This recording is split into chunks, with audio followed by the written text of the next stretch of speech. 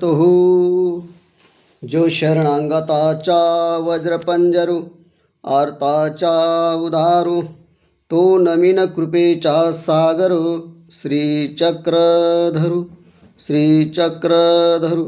सर्वज्ञ श्रीचक्रधर स्वामी की जय. दंडवत हो. महानुभाव पंथीय यूट्यूब चॅनलवर आपण महानुभाव पंथाबद्दल ज्ञान ऐकत आहोत. यामध्ये आपण गृहस्थोपदेशी नामधारक जे आहेत त्यांचा नित्यनिमित्त विधी आपण ऐकत आहोत. निमित्त विधीमध्ये ऐकत असताना स्थानवंदन विधी आपण ऐकला. भिक्षुकांची भेट, भिक्षुकांचा जो काही निमित्त विधी आहे तो आपण ऐकलेला आहे.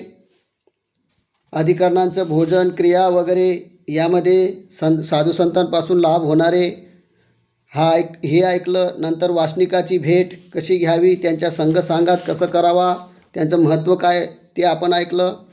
त्यानंतर अन्नदानाची क्रिया कशी श्रेष्ठ आहे या विधीवर आपण ऐकलेले. अन्नदान कोणाला करावं, अन्नदान करताना कोणती काळजी घ्यावी, अन्नदानाचे फायदे कोणते या विषयावर आपण मागं ऐकलं. आज आपण जो गृहस्थी यांचा नामधारकाचा जो काही निमित्तविधी आहे तो निमित्तविधी आहे सेवा शुश्रूषा. हा सेवा शुश्रूषा जो काही विधी आहे हा भिक्षुकांसाठी आणि वासनिकांसाठी सर्वांसाठी उपयोगी आहे. कारण स्वामींनीच म्हटलेलं आहे की आपल्या पडल्याची सेवा करावी, आपल्या पडल्याची शुश्रूषा करा. शुश्रूषा म्हणजे सेवा. आता आपला पडलेला, आपला म्हणजे कोण? अच्युत गोत्रीय, जो परमेश्वराच्या नामधारकापासून तर शाब्दज्ञानी यापर्यंत जेवढे काही अधिकरण वगैरे भिक्षुक संत महात्मे वगैरे किंवा नामधारक वेदवंत बोधवंत वासनिक सर्व जे काय आहेत हे सर्व ईश्वराचे अच्युत गोत्र आहेत. आणि त्या अच्युत गोत्रामध्ये एकमेकाची जर कधी कोणी अशक्तपट झाला असेल किंवा तो आजारी पडला असेल, ज्वर आला असेल किंवा आडला असेल, नडला असेल शरीराने कशानं, मानसिक याच्याने जर तो कधी आडला असेल किंवा मनाने तो खचून गेला असेल तर अशा जे काही एकमेकाचा जो काही अच्युत गोत्र आहे आपल्या अच्युत गोत्र, त्या अच्युत गोत्राने एकमेकाला काय करायला आहे? सेवा शुश्रूषा करावी. म्हणजे जर कधी एखादा भिक्षुक जर आपल्याला कधी प्राप्त झाला, आपण वासनिक आहोत किंवा नामधारक आहोत, आपल्या घरी जर एखादा भिक्षुक आला आणि तो जर कधी आजारी पडला किंवा तो मानसिक पोडलेला आहे, म्हणजे मनाने तो अशांत झालेला आहे, काही क्रियामुळे, काही परिस्थितीमुळे, संकटामुळे आणि याच्यामुळं माणूस मानसिक खचत असतो किंवा एखादा वासनिक नामधारक हा मनाने खचलेला असतो काही क्रिया वगैरे संकटाने, आणि त्याच्यामुळं त्या एकमेकाच्या भेटी झाल्यानंतर त्या एकमेकाची जी काही बोलल्यानंतर त्याची ती मानसिक सेवा आपण पहिले फेडायला पाहिजे. आणि वाचिक म्हणजे त्यांच्याशी प्रेमानं बोलून त्यांचे जे काही मनातले जे आहे ते काढून टाकायला पाहिजे. ही सर्वात मोठी मानसिक सेवा आहे. आणि शारीरिक सेवा म्हणजे पडलेल्याची सेवा. म्हणजे जसा पडला म्हणजे काय की त्याला आजारी पडला, ज्वर आला तर त्या भिक्षुकाची आपण काय करायला पाहिजे? पथ्य पाणी वगैरे करून कडा पाचन करून त्याला आपण सेवा करायला पाहिजे. आणि अशी जी सेवा तुम्ही अधिकरणाची पात्र जसं असेल त्या पात्रानुसार जर तुम्ही सेवा घडली तुम्हाला तर ती सेवा फार मोठी आहे. म्हणून आपल्या पडल्याची सेवा करावी. स्वामी म्हणतात की आपला जो काही म्हणजे अच्युत गोत्रीय परमेश्वराच्या गोत्रीयातला जसं भिक्षुक वासनिक जे असतील एकमेकाला त्यांची एकमेकाची सेवा करायला पाहिजे. जो आपला पात्र आहे तशा प्रकारे. आणि जे काही भिक्षुक असेल तो वासनिक जरी आडला असेल तरी त्याचीसुद्धा आपण सेवा जर केली तर ते सुद्धा प्रेमाला पात्र आहे. म्हणून सेवा शुश्रूषा केल्याने परमेश्वर प्रसन्न होतात. आणि मार्गामध्ये सुद्धा असताना वासनिकानं जर कधी भिक्षुकाची सेवा केली, पात्राची सेवा केली तर ते सुद्धा महान कार्य आहे. तसंच आपल्या घरी नामधारक उपदेशीकडे जर भिक्षुक आला तर भिक्षुकाच्या आल्यानंतर त्यांच्याशी कोणतीही वाईट वार्ता न करता चांगली वार्ता करून प्रेमाने अंतःकरणपूर्वक त्यांची सेवा जर आपण केली, त्यांचे दोष न पाहता आपण जर सेवा केली तर ती सेवा परमेश्वराच्या प्रेमापर्यंत जाऊ शकते. कारण सेवा शुश्रूषाने सर्व कर्मनाश होतो, देवाला प्रसन्नता होते आणि त्यामुळे परमेश्वर प्रसन्न होतात आणि ते प्रेमाला पात्र होतात. म्हणून आपल्या पडल्याची सेवा शुश्रूषा हा संग सांगात विधी आहे. आणि हा विधी जो आहे हा सर्वात मोठा विधी आहे आणि त्याच्यानेच खरा आपला कर्मनाश होतो. कारण जो करी सेवा त्यालाच मिळे मेवा अशी एक म्हण आहे. जो सेवा करतो त्यालाच मेवा मिळतो.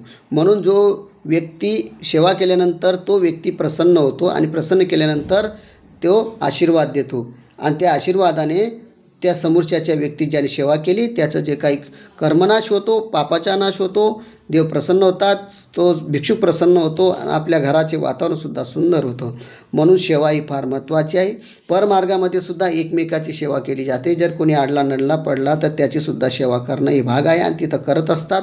तशा प्रकारे वाचनिकांनी सुद्धा, नामधारकांनी सुद्धा आपल्या घरामध्ये ती सेवा आपल्याला एकमेकाला करायला पाहिजे. तर अशी आध्यात्मिक कार्यात या सेवेला खूप महत्त्व आहे. साधू संत अधिकरण त्यांची सेवा केल्याने आपल्या अनंत विविध कर्माचा नाश होतो. म्हणून साधू संत अधिकरणाची जर आपल्याला सेवा घडली तर ती सेवा आपण नक्कीच करायला पाहिजे. तिथं आपण कंटाळा करायला नको पाहिजे.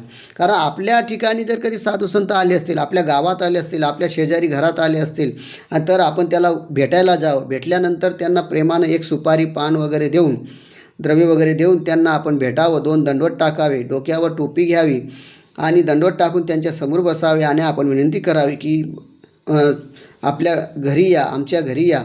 त्यांना सांगावं की बाबाजी आमच्या घरी या आणि आल्यानंतर नाश्ता वगैरे काही तुमच्याकडून होत असेल, उदक पाणी सेवा, जेवण वगैरे काही करायचे असेल ती विधी आपण करून घ्या आणि ते आपल्या घरी आल्यानंतर त्यांना अंतःकरणपूर्वक सेवा करा. त्यांचे दोष न पाहता परमेश्वराचे गोत्र म्हणून त्यांची सेवा करा.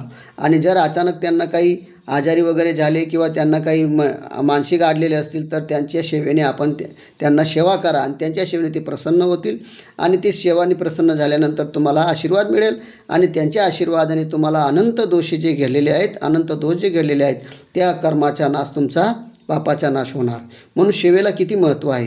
यासाठी उदाहरण देत असताना या ठिकाणी सांगतात की भगवान श्रीकृष्णांनी जेव्हा राजसूय यज्ञ झाले, जेव्हा 100 यज्ञामध्ये जो शेवटचा यज्ञ होता राजसूय यज्ञ, ज्यावेळेस श्रीकृष्ण महाराज अर्जुन स्वर्गामध्ये गेले होते, त्या स्वर्गात पायरीमध्ये चढत असताना श्रीकृष्ण महाराजांनी अर्जुनाला सांगितलं होतं की या पायरीवर पाय देऊ नको, की या ठिकाणी तुमचे वडील इथं पायरीमध्ये अटकलेले आहेत. 100 यज्ञ न झाल्यामुळे स्वर्गाची प्राप्ती त्यांना झालेली नाही, तर त्यांना शेवटचा यज्ञ करावा लागेल, तो राजसूय यज्ञ. आणि परत आल्यानंतर मग श्रीकृष्ण महाराजांनी अर्जुना वगैरे युधिष्ठिर, धर्मराज यांच्याकडून तो यज्ञ करवला, त्याला राजसूय यज्ञ म्हणतात. त्या राजसूय यज्ञामध्ये जो विधीपूर्वक तो विधी केला गेला, अग्रपूजा वगैरे केली, श्रीकृष्ण महाराजांकडून सर्व विधी करून घेतली.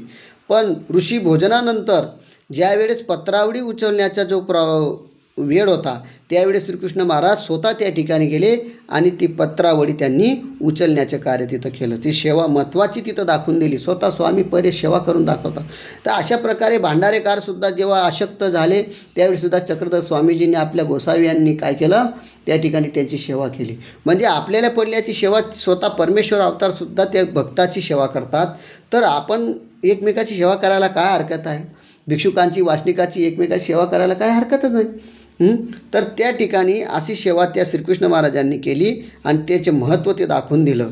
म्हणून सेवा ही फार महत्त्वाची आहे. त्यामुळे आपली प्रतिष्ठा बाजूला ठेवावं लागेल. त्यावेळेस आपण अधिकरण आहोत, मोठा आहोत, हे लहान आहेत, तर असं बाजूला ठेवून त्यांची आपण सेवा करायला पाहिजे. म्हणजे अधिकरणसुद्धा सेवा करतात मार्गाची. जर कोणी पथ्य पाणी लहान आपल्याशीपेक्षा जे काही संतमंत असतील ते जर कधी आजारी पडले असतील तर स्वतः मोठे बाबा जाऊन तिथं त्यांना विचारतात, चहा पाणी वगैरे काही लागत असेल तर त्यांना ती सोय करतात. म्हणजे आपली प्रतिष्ठा जी आहे, मोठी आहे, ती बाजूला ठेवावं लागते त्यावेळेस. किंवा मी मोठा आहे, असा आहे, छोटा आहे, यावेळेस तिथं बाजूला ठेवावं लागतं. कारण ती सेवा फार महत्त्वाची आहे. त्या सेवेत ती परमेश्वराची आज्ञा आहे, म्हणून बाजूला ठेवून ती सेवा आपण केलीच पाहिजे. आणि ती सेवा आपल्याला मिळते, ती फार महत्त्वाची सेवा आहे. ती सेवा आपल्याला मिळायला पाहिजे. मार्गामध्ये जर आपण परमार्गामध्ये जर गेलो वासनिकांनी, उपदेशीन ग्रस्तांनी, तर तिथं गेल्यानंतर आपण साधू संताला त्रास देऊ नये, त्यांच्याकडून स्वयंपाक करून घेऊ नये, त्यांच्याकडून झाडपूस करून घेऊ नये, त्यांच्याकडून कपडे धुवून घेऊ नये, भांडे धुवून घेऊ नये. तर आपण स्वतः जाऊन तिथं परमार्गात आपण स्वतः तिथं सेवा करायची आहे. मार्गात जाऊन घाण कचरा टाकू नये. आपण तिथं जाऊन मार्गामध्ये गेल्यानंतर तिथं साधू संतांना न करता ती सेवा आपण करायला पाहिजे. आपण स्वयंपाक करायची, आपण झाडपूस करायची, साफसफाई करायची, भांडे धुवायचे, साधू संतांना ती क्रिया करू द्यायची. अशी जर तुम्ही सेवा केली तर साधू संतसुद्धा प्रसन्न होतात, त्यांच्याकडून स्मरण होतं आणि आपल्यावरती प्रसन्नता मिळते आणि देवाची सेवासुद्धा आपल्याकडून घडते. आणि आपल्या घरी जर एखादा साधू संत आला त्याचीसुद्धा आपण सेवा करायला पाहिजे. जर मार्गामध्ये एखादा वासनिक आला, तो जर आजारी पडला, तो नामधारक आला, एखादा आजारी पडला, तर तो भिक्षुकसुद्धा त्या ठिकाणी आपल्या प्रकारे सेवा करत असतो. म्हणून एकमेकाची सेवाही केली जाते. म्हणून सेवेला फार महत्त्व आहे. तर ही सेवा आपण केलीच पाहिजे. निदान आपली सेवा इतरांकडून घेऊ नये. आपण जर स्वतःच जर आजारी पडलो तर दुसऱ्याला सांगून विनंत्या करून माझी सेवा करा, हे सेवा करा, मला करावं लागेल अशी सेवासुद्धा आपण सांगू नये. कारण सेवा ही स्वतःहून करावं लागते. कोणी सांगितलं म्हणून सेवा करायची याला सेवा म्हटली जात नाही. तर स्वतःहून आपल्या पडल्याची सेवा करायला पाहिजे, आहे का नाही.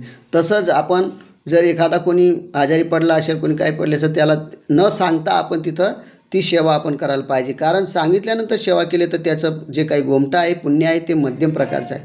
परंतु न सांगता जर तुम्ही सेवा करून घेतली तर ते फार मोठं आहे. कारण त्यात सेवा करणारा जो कमावतो, पण सेवा घेणारा खूप गमावतो. म्हणून सेवा करून नाही घ्यायची. सेवा जर करून घेतली तर त्याचा लाभ मिळणार नाही. पण सेवा ही स्वतःहून करायला पाहिजे. आपण स्वतःहून पाहायला पाहिजे की यांना काय लागणार आहे, नाही लागणार आहे, हे आपण सर्व स्वतःहून समजायला पाहिजे. ती सेवा फार मोठी आहे. म्हणून गृहस्थ आश्रमी यांनी विशेष लक्षात घ्यायचं आहे की सेवा करत असताना त्यांनी आपल्याला सांगितलं की एखाद्या जर भिक्षुक आपल्या घरी आला आणि त्यांनी सांगितलं मला भूक लागलेली आहे, आपण स्वयंपाक करा किंवा मला पाणी द्या, मला चहा ठेवा, असं जर आपण त्यांनी सांगितलं मग आपण जर केलं तर ही सेवा कशी आहे, ही बरोबर नाही आहे. तर साधू आल्यानंतर आपण स्वतः विचारायला पाहिजे की बाबा पाणी देऊ का, बाबा चहा ठेवू का, बाबा जेवणाची तयारी करू का, झोपण्याची तयारी करू का. आपण स्वतःहून ती सेवा करायला पाहिजे. जर तुम्ही विचारून सेवा केली किंवा त्यांनी सांगितल्यानंतर केली तर त्यांचं आपलं विचारणं आपलं काम आहे. त्यांना विचारणं आपलं काम आहे. आपल्याकडे आलेले म्हणून अभ्यागत म्हणून आलेले ते आपल्याला एक प्रकारे. आणि म्हणून साधू संतांचा लाभ तुम्हाला भेटलेला आहे तर तुम्ही स्वतःहून त्यांना जे जे लागेल ते विचारून घ्यायला पाहिजे. आणि असं जर तुम्ही सेवा केली न सांगता तर देव नक्की तुमच्यावर प्रसन्न होणार. म्हणून गृहस्थ आश्रमी जे उपदेशी आहेत, नामधारक आहेत, त्यांनी विशेष प्रकारचे लक्षात ठेवायला पाहिजे की सेवा ही आपण स्वतःहून करायची आहे. भिक्षुक लोक आपल्याकडे आले, बाबा लोक आले, त्यांना आपल्या घरी नक्की स्वतःहून बोलवायचं आहे. ते स्वतःहून जर ते आपल्या घरी आले तर त्यांचं गोमटं तुम्हाला मिळणार नाही. परंतु तुम्ही जर बोलवलं त्यांना आज्ञापूर्वक, नम्रतापूर्वक जर त्यांना बोलवलं आपल्या घरी आणि ते जर आपल्या घरी आले बोलवल्यानंतर तर त्यांनी प्रसन्नता फार मोठी असते की यांना आवड आहे, प्रेम आहे, म्हणून यांनी आपल्याला बोलवलेलं आहे. म्हणून त्यांच्या चेहऱ्यावर प्रसन्नता असते. स्वतःहून गेले तर प्रसन्नता राहत नाही. म्हणून आपण स्वतः बाबा येतील याची वाट कधी पाहायची नाही. आपल्याला जर माहिती पडलं की बाबा या घरी आलेले आहेत, गावात आलेले आहेत, तर आपण नक्कीच त्यांच्याकडे जाऊन भेट द्यायची. आणि भेट दिल्यानंतर ते जे बाबांच्या काही दोष असतील, पाहिले असतील, जवळचे असतील, तरी ते दोष पाहायचे नाही. त्यांना नम्रतेने आपल्या घरी आणायचं आहे, बोलवायचं आहे आणि आपल्याकडून जी सेवा होईल ती करायची आहे. तर ही सेवा फार लक्षात घ्यायची आहे. म्हणून गृहस्थ आश्रमींना फार मोठा दोष लागतो. जर सेवा करत असताना काही चुका झाल्या असतील त्यांच्याकडून प्रायश्चित करायचं, माफी मागायची आणि तो दोष प्रसव तिथंच मोडून घ्यायचा. पण आपल्या डोक्यात कोणत्याही पाप पुण्याचं आपलं वट ठेवायचं नाही, दोष ठेवायचे नाहीत. ते आपण सत अंतःकरणापूर्वकने सेवा करायची आहे. विशेषतः अशक्त साधूची सेवा करणे फार मोठा प्रेमाचा उपाय आहे. जर अशक्त साधू आपल्याला प्राप्त झाला, एखादा साधू जर आजारी पडला, त्याला जर आपण कुठं दवाखान्यात घेऊन गेलो, त्यांच्या दवा पाणी करून आलो, पथ्य पाणी केलं, घरी आपल्या 2-3 दिवस राहिले, त्यांना पथ्य पाणी केलं, त्यांची सेवा केली, त्यांना गरम पाणी दिलं, काय दिलं, तर अशा प्रकारे जर तुम्ही झोपण्याची सेवा केली, सर्व केली, तर ती सेवा फार मोठी संताची सेवा फार मोठी आहे. अशी सेवा आपल्याला प्राप्त होत नाही. पण ती सेवा जर प्राप्त झाली तर तुम्हाला नक्की प्रेमाचा उपाय करेल. कारण आपल्या पडल्याची सेवा करावी असं जे काही सूत्र सांगितलं स्वामींनी, आपला जो पडलेला आहे अच्युत गोत्र्याचा, त्याची जर सेवा केली तर परमेश्वर नक्कीच प्रसन्न होणार आणि तुम्हाला प्रेमाचा उपाय घडू शकतो. म्हणून तुम्ही ही सेवा आपल्याला पाहायची की उत्तम सेवा आपल्याला कुठून मिळेल, कशी मिळेल. हा उपायापैकी एक उपाय तुम्हाला घडणार आहे. म्हणून अशी संधी जर तुम्हाला आली तर सोडू नका, कधीही तुम्ही सोडू नका. अशी सेवा तुम्ही करून घ्या आणि संधी सापडवण्याचा प्रयत्न करावाला पाहिजे की कुठं मला सेवा मिळेल, कोणत्या साधू सेवा मिळेल, मला परमार्गाची सेवा मिळेल, एखादा वासनिकाची सेवा मिळेल, मला एखादा प्रवचनात सेवा मिळेल, मार्गात सेवा मिळेल, कोणत्याही पोथीमध्ये सेवा मिळेल. कुठं जी सेवा मिळत असेल ती आपण स्वतःहून शोधून घ्यायची. ती सेवा आपण न सांगता करायची आहे. मार्गात गेले तर न सांगता आपण तिथं सेवा करायची, बसून राहायचं नाही, आपण काहीतरी सेवा तिथं करायची. तर आपला कर्मनाश होईल, आपला दोषाचा नाश होईल. आणि आपल्या घरी जर कधी आपण तशी सेवा केली, साधू संतांची, अच्युत्रियाची, वासनिकाची, नामधारकाची, एकमेकाची सेवा केली तर देव आपल्याला प्रसन्न होईल. आणि ती सेवा मात्र निरहेतूक करायची आहे. मी सेवा केली, मीच करत राहिलो, मी करत राहतो, बाबा लोक आले तर मी त्यांचं करतो, किंवा एखादा नामधारक आलं मी त्यांचं करतो, मीच सेवा करत राहतो, असं अहंकार कधी बाळगायचं नाही, असं कधी म्हणायचं नाही. सेवा करत असताना कधीही आपण म्हणायचं की मी हे करतोय, मी हे करतोय. ही सेवा मात्र निरहेतूक करायची, हेतू ठेवायचा नाही. हेतूपूर्वक सेवा केली तर त्याचा काही फायदा होणार नाही. पण निर्हेतूकप्रमाणे सेवा केली, जसं निर्हेतूक अन्नदान केलं तर काय होईल, ज्ञानपात्रता निघेल, आहे का नाही. आणि नंतर पुढं परमेश्वर मायापुराचा सुद्धा भजन घडेल, प्रेमपात्र सुद्धा होईल. निर्हेतुक एवढं मोठं निर्हेतुक क्रिया केल्याने पात्र होईल. तसं निर्हेतुक सेवा जर तुम्ही केली तर त्याच्याने सुद्धा तुम्ही त्या ठिकाणी तुम्हाला परमेश्वर प्रसन्न होईल व निराभिमानी असावे. त्यावेळेस तुम्ही अभिमान बाळगायचा नाही की मी मोठा आहे, मी हे लहान आहेत, मी असा आहे, मी तसा आहे. असा तिथं मोठं लहान मोठं श्रेष्ठ कनिष्ठ असा भाव कधीही ठेवायचा नाही. आणि एकमेकाला भिक्षुकांची सेवा आली तेही करायची आहे, वासनिकाला भिक्षुकांची सेवा आली ती करायची, भिक्षुकांनी वासनिकाची सेवा आली ती करायची आहे. एकमेकाचे अच्युत गोत्र आहात, एकमेकाला तुम्ही सांभाळून घेणं, एकमेकाची सेवा करून घेणं हे सर्व आपलं कर्तव्य आहे. हे देवाने सांगितलेलं आहे की हे माझा गोत्र आहे आणि आपला पडले याची तुम्ही सेवा करायला पाहिजे. त्या ठिकाणी आपण कोणताही अभिमान बाळगायचा नाही. आपण निराभिमान तिथं असा निराभिमान होऊन तिथं सेवा करा. म्हणून ही सेवा प्राप्त करून घ्या.